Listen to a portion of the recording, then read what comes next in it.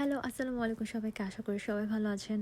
Already আমার weekend night শুরু হয়ে গেছে। নাইট বলছি কি, অলরেডি আমার ফ্রাইডে মানেই হচ্ছে উইকেন্ড স্টার্ট হয়েছে, এরকম একটা ফিল দেয়। সো সারাদিন কাজ শেষে দিন সোজা চলে গিয়েছি আজদাতে।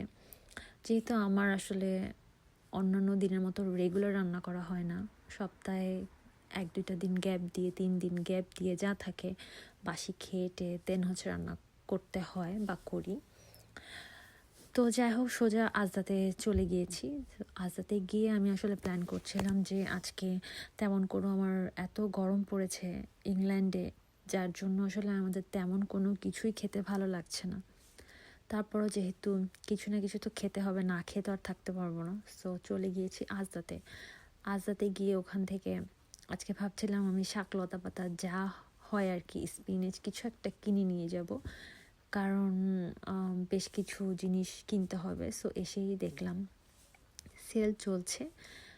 জর্জ থেকে যারা ক্লোথস কিনেন, মোটামুটি ওদের কোয়ালিটি ভালোই। আমি বেশ কয়েকবার কিনেছি ওখানে। আপনাদের সবার মোটামুটি বড়দের জিনিস কিংবা বাচ্চাদের জিনিস, সেটার কোয়ালিটিও খুব ভালো। সো যেই জিনিসটা আসলে সেলে পাওয়া যায় সেই জিনিসটা এক্সট্রা দাম দিয়ে না কিনে, আমার মনে হয় যখন সেলে হাফ প্রাইস কিংবা 70% অফ থাকে তখন কিনলেই ভালো।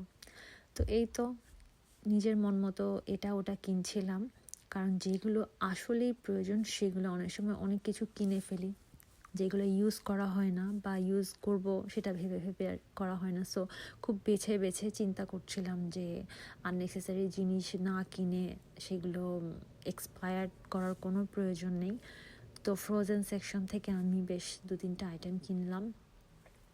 আসলে আমি ফ্রোজেন সেকশন থেকে স্কুইড খুঁজছিলাম, বাট স্কুইড ছিল না। তো যেটা সি ফুড ছিল সেটাই আমি নিয়েছি।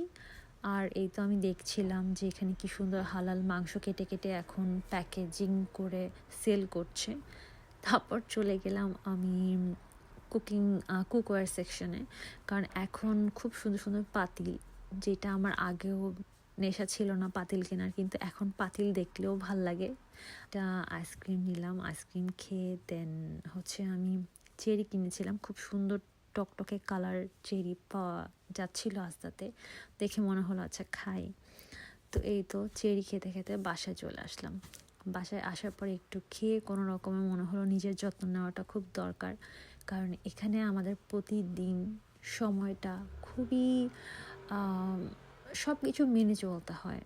কারণ কোথায় আমরা কতটা টাইম স্পেন্ড করব কিংবা আমরা কোথায় যাব, আমাদের সব কিছু একটা স্কেজুয়াল করা থাকে। সো যার জন্য আমাদের কোনো কিছু এক্সট্রা কোথাও সময় স্পেন্ড করার কিংবা কোথাও কম করা বেশি করার সেই সুযোগটা আসলে নাই। সো এই তো দেন আমি একটু ভাবলাম যে লাস্ট 3 দিন ধরে আমি পচা কলা রেখে দিয়েছিলাম। আসলে পচা বললে ভুল হবে, এটা একটু বেশি পেকে গিয়েছিল।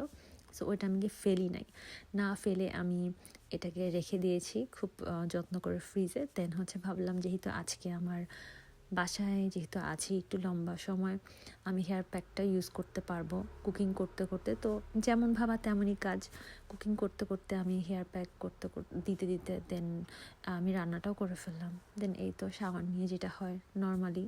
সো এই তো এরকম একটা দিন গেল।